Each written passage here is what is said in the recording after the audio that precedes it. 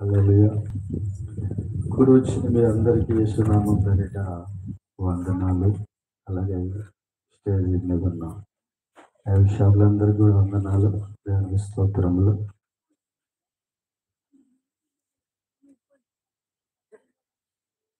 ఒక తండ్రి తన కుమారుణ్ణి తీసుకొని బయలుదేరాడు. ఆయన తన కుమారుణ్ణి తీసుకొని బయలుదేరి వెళ్తూ ఉన్నాడు. వెళ్తూ ఉన్నప్పుడు కుమారుడు అడిగాడు, తండ్రి, నాన్న ఎక్కడికి వెళ్తున్నామని అన్నప్పుడు దేవుడు చూసుకుంటాడు, దేవుడు చెప్పిన చోటుకు వెళ్తున్నాము. ఎందుకు డాడీ, ఎందుకు వెళ్తున్నాము అని అడిగినప్పుడు తండ్రి అంటున్నాడు, దేవునికి బలి ఇవ్వటానికి వెళ్తున్నాము అన్నాడు.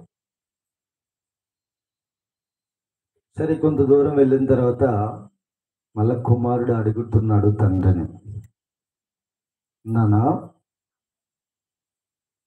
బలి ఇవ్వటానికి వెళ్తున్నాము అంటున్నావు, దేవుడు చెప్పాడు వెళ్తున్నాను అంటున్నావు, మరి దేవుడు బలి ఇవ్వమన్నప్పుడు మరి బలి ఇవ్వటానికి గొర్రెపిల్ల ఎక్కడ నాన్న అని అడిగాడు. అదంతా నీకెందుకు, దేవుడు చూసుకుంటాడు, నువ్వు మౌనంగా నడిచిరా నాతో అన్నాడు. సరే అని చెప్పి ఆ పిల్లవాడు నీకెందుకు అంటున్నాడు మా డాడీ అని చూసుకుంటూ వెళ్తూ ఉన్నాడు. మరలా కొంత దూరం వెళ్ళిన తర్వాత మరలా ఉండలేక పిల్లవాడు కదా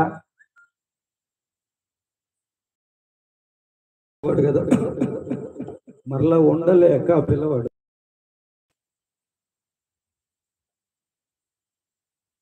అడుగుతున్నాడు, మోదీ నానా గొర్రెపిల్ల ఎక్కడ బలి, దేవుడు బలి ఇవ్వమన్నాడు అన్నావు, మరి గొర్రెపిల్ల ఎక్కడ నానా అని అడిగాడు. అప్పుడు మళ్ళా తండ్రి అంటున్నాడు, నీకెందుకు, నువ్వు నోరు మూసుకుని నాతోరా, ఏం మాట్లాడదు, దేవుడు చూసుకుంటాడు అని చెప్పాను కదా, మళ్ళీ ఎందుకు అడుగుచున్నావు నువ్వు అన్నాడు. సరే అని చెప్పి నాన్నగారు అలా అంటున్నాడని ఆ పిల్లవాడు మౌనంగానే ఉండి ఏం మాట్లాడకుండా వెనుకిడితే తండ్రి వెంట నడుచుకుంటూ వస్తూ ఉన్నారు. ఇద్దరు దేవుడు చెప్పిన చోటికి వచ్చారు, దేవుడు చెప్పిన స్థలానికి వచ్చారు. వచ్చిన తర్వాత ఇక రాళ్ళు ఎరగరమ్మన్నాడు తండ్రి కుమారుని. రాళ్ళు ఏరుకొని వచ్చారు, తండ్రి కూడా ఏరుకొని వచ్చారు. ఇక్కడ తండ్రి కుమారులు ఇద్దరు కలిసి రాళ్ళు ఏరి బలిపీఠాన్ని కట్టారు. రాతి మీద రాయి పెట్టి పేర్చి ఇలా ఒక బల్లలాగా బలిపీఠాన్ని కట్టారు. కట్టిన తర్వాత కట్టెలు రాళ్ళ మీద ఆ బలిపీఠం మీద పేర్చారు. పేర్చిన తర్వాత తండ్రి అంటున్నాడు,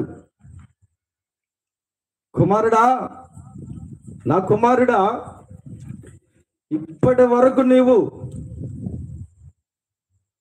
దేవునికి బలి ఇవ్వటానికి మనం వెళ్తున్నామని అడిగావు, మరి గొర్రె పిల్ల ఎక్కడని అడిగావు.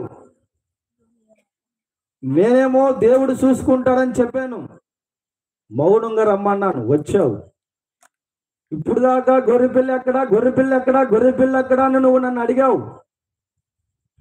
గొర్రెపిల్ల ఎక్కడో లేదు, నా దేవుడు నిన్నే బలి ఇవ్వమన్నాడు, నీవే గొర్రెపిల్లవి. అప్పుడు ఆ కుమారుడు అంటున్నాడు, నానా దేవుడు నరబలి కోరుకుంటాడా? కోరుకోడు నాన్న. మరి నన్ను ఎలా బలి ఇవ్వమని దేవుడు నిన్ను అడిగాడు? అవును, నా దేవుడు నేను బలి ఇవ్వమన్నాడు. మరి ఇస్తావా? ఇస్తాను. ఏంటి నాన్న, నన్ను నువ్వు దేవునికి బలిస్తావా? అవును, నిన్ను బలిస్తా దేవుడికి.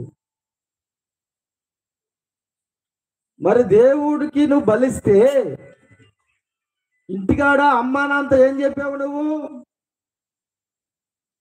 దేవుడు నా సంతానాన్ని ఆకాశ నక్షత్రాల వలె ఆశీర్వదిస్తాను, సముద్రపు ఇసుక రేణువుల వలె విస్తరింపజేస్తాను, ఆశీర్వదిస్తానని చెప్పినావు కదా. మరి నీ వాగ్దానాలు ఏమైపోతాయి నానా అని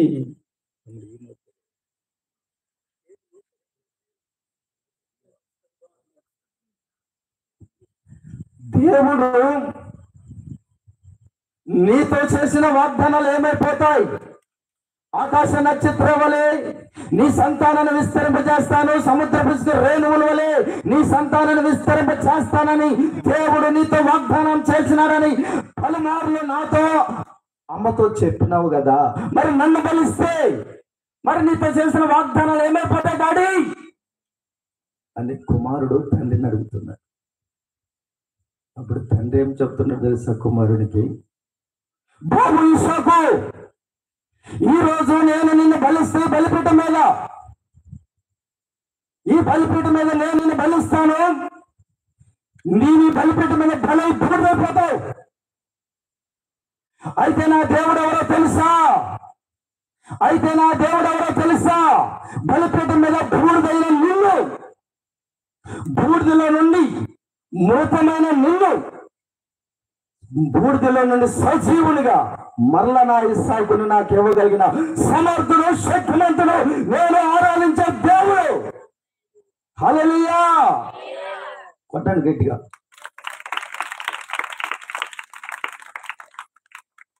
ఎవరు నా దేవుడు? ఎవరు చెప్పండి? నా దేవుడు మృతులు సైతం లేపగలిగిన వాడు. ఈ రోజు నేను నిన్ను బలిస్తాను, బలిపీఠం మీద నువ్వు బలైపోతావు. అయితే మృతుల సైతం నా దేవుడు లేపగలిగిన వాడు. నువ్వు మృతులు అవుతావు, నా దేవుడు మరలా నిన్ను సజీవులుగా చేసి నా ఇస్సాకును నాకు ఇవ్వగలిగిన సర్వశక్తిమంతుడు నా దేవుడు. అట్లాగా డాడీ, నీ దేవుడు సర్వశక్తిమంతుడైతే బలిచ్చాయి అన్నాడు కుమారుడు. వెంటనే కాళ్ళు చేతులు కట్టేశాడు, బలిపెట్టి మీద పండబెట్టాడు. ఇలా పండబెట్టాడు. దేవుని బిడ్డలారా, ఇస్సాకును దేవుడికి బలిచ్చేటప్పుడు అబ్రహాము అన్న మాట ఈరోజు మనం చాలా శ్రద్ధగా తీసుకోవాలి. ఏమంటున్నాడు? నా దేవుడు మృతులు సైతం లేపగలిగిన వాడు. ఈ రోజు ఈ కృపా సువార్త సభలో ప్రకటించబడుతున్న యేసుక్రీస్తు ఎవరో తెలుసా? కన్నిటిని నాట్యముగా మార్చగలిగిన సర్వశక్తిమంతుడు, నీ దుఃఖాన్ని సంతోషంగా మార్చగలిగిన సమర్థుడు. జీవితంలో కుటుంబ వ్యవస్థలో సంతోషము లేక, ఆనందమే లేక, అప్పుల బాధతో, రోగాల బాధతో సతమతమైపోతున్న నీ జీవితాన్ని, నీ కన్నిటి జీవితాన్ని నాట్యముగా మార్చగలిగిన సమర్థుడు యేసుక్రీస్తు. హల్లెలూయా! ఆ రోజు అబ్రహాం అంటున్నాడు, నా దేవుడు మృతుల సైతం లేపగలిగిన సజీవుడు. ఈ రోజు పరిశుద్ధాత్మ దేవుడు చెబుతూ ఉన్నాడు. ఈ రోజు పరిశుద్ధాత్మ దేవుడు చెప్తున్నాడు నీతో నాతో, మీ కన్నిటిని నాట్యముగా మార్చగలిగిన వాడు యేసుక్రీస్తు. హల్లెలూయా! హల్లెలూయా!